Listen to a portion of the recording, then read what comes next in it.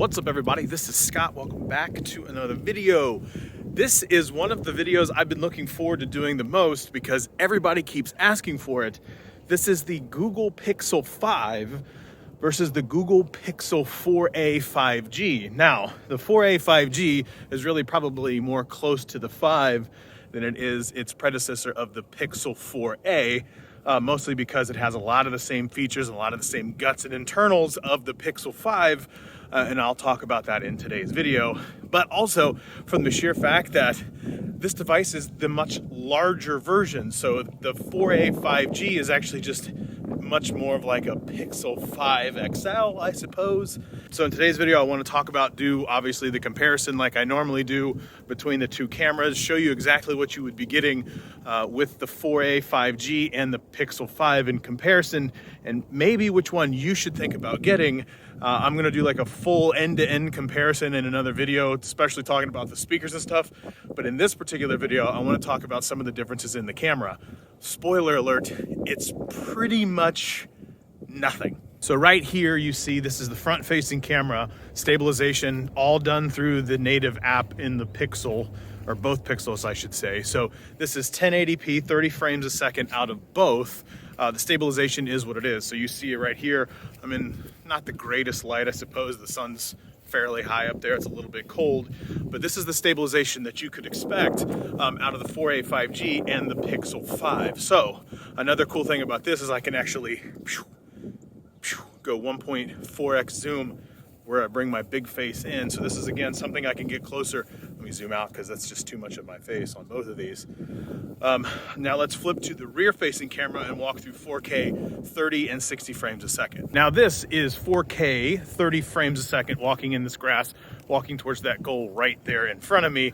I'm holding a switch pod in my left hand, so the stabilization that you see is exactly the stabilization that you would expect to get out of this using the native app. Aerated grass, somewhat bumpy. Yeah, so you can see this is actually the stabilization that you could expect. Now, one thing I want to do, let's go a little ultra wide here. This is the ultra wide out of both. That's right. Both of these come with a ultra wide lens because, again, the 4a 5G and the Pixel 5 share the same camera internals. So don't have to worry about that. This is what the stabilization looks like here. Now let's go into the Telephoto 2x zoom on both of these and walk towards what this looks like from a stabilization perspective. You can really see both of these devices are fairly exceptional when it comes to the stabilization in both of these cameras. Just absolutely witchcraft wizardry. I don't know how it does it. Let's go towards that little evergreen right there. Now let's walk like I normally would walk. Yeah, stabilization is unbelievable. Now, let's flip to 4K 60 frames a second and see what we see. Now, this is 4K 60 frames a second, stabilization through the native camera app. Sorry for the wind. Whoa, it is cold and windy here in Ohio, so I'm gonna go towards this tree right here in front of me. This is what the stabilization looks like in both the Pixel 5 and the 4a 5G. Everything that you hear is actually done through the audio, through the microphones that you hear on the phone. I'm obviously flip-flopping back and forth, so you can see from this perspective, yeah, they pretty much look identical. From my perspective, both have pretty good dynamic range. Look at the blues in the sky, look at the greens in the grass, look how dark some of the shadows are in the trees. Yeah, I gotta be honest with you, looking in camera right now, really can't tell much of a difference between these two. Now I'm gonna turn back around, and because these do have the ability to do 2x, on this particular device in 4K 60, let's walk back towards this here. This is 2x zoom telephoto, all done through the phone. Walking back 4K 60 frames a second, this is what the stability looks like. Huh. Looks pretty good, I gotta be honest with you. Now, everybody knows that I am a huge fan of the Pixel 5, mostly because I didn't have the 4a 5G to compare it against.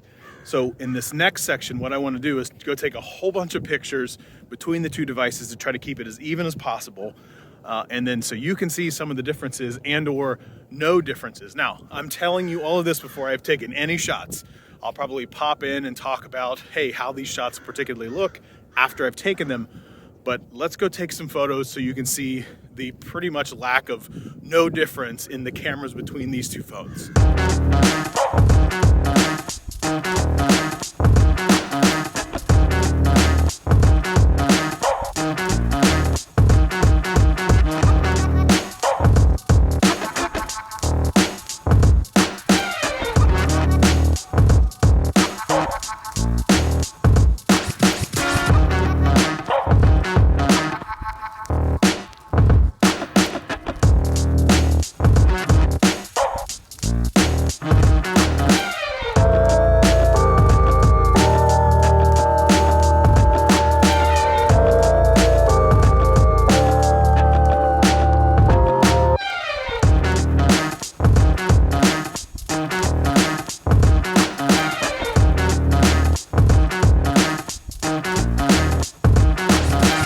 So I had a chance to take a look at some of the photos, and I gotta be honest with you, pretty much no difference, which is exactly what we expected.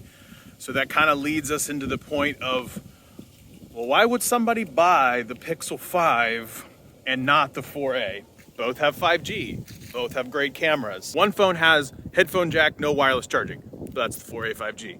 One phone has no headphone jack, but wireless charging. Smaller footprint. Oh, the speakers sound better on the 4a 5G than they do the Pixel 5. So again, why would you choose one versus the other? I gotta be honest with you, I'm not entirely sure why I wouldn't choose the 4a 5G. And I love the Pixel 5. The Pixel 5 is a phenomenal phone. Don't get me wrong.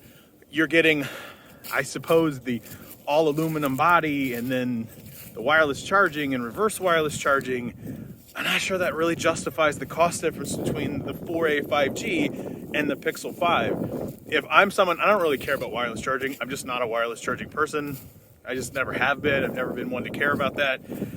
I gotta go to the, geez, I have a headphone jack in the 4a 5G. I can still do the quick charge that I normally do in the 4a 5G, so I plug it in like I do all my other phones.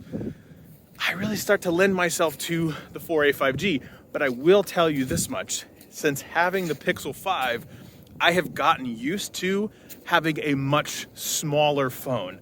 Going to the 4a 5G, it is definitely a bigger phone. Some people prefer that. But I gotta be honest, since I've gotten the 5, I really enjoy the small footprint. I love the Pixel 4a. And in another video, I'll talk about the difference between the 4a and the 4a 5G. But I really enjoy the small footprint. Both are fantastic cameras. Both are fantastic in terms of performance. I'm not gonna do I could do this much gaming on this one and blah, blah, blah. Look, I'm not gonna do that. That's just not something that I'm interested in. I'm not a gamer or anything like that. But wow, the 4a 5G is freaking phenomenal. It could end up being the best 5G device of the year. I still stand by the 4a being the device of the year in 2020. But wow, it is pretty darn close. Can't go wrong with either. If you want to save a little coin, want that headphone jack, don't care about wireless charging, 4a 5G all day long. Great thing is having Pixels, gonna get great cameras, gonna get great point and shoot, gonna get pretty good video as well. Definitely a step up, so you can't go wrong with either of them. So that's it, that's all I have. Thanks for watching, and as always, like, share, subscribe, thumbs up, leave a comment below. See you next time.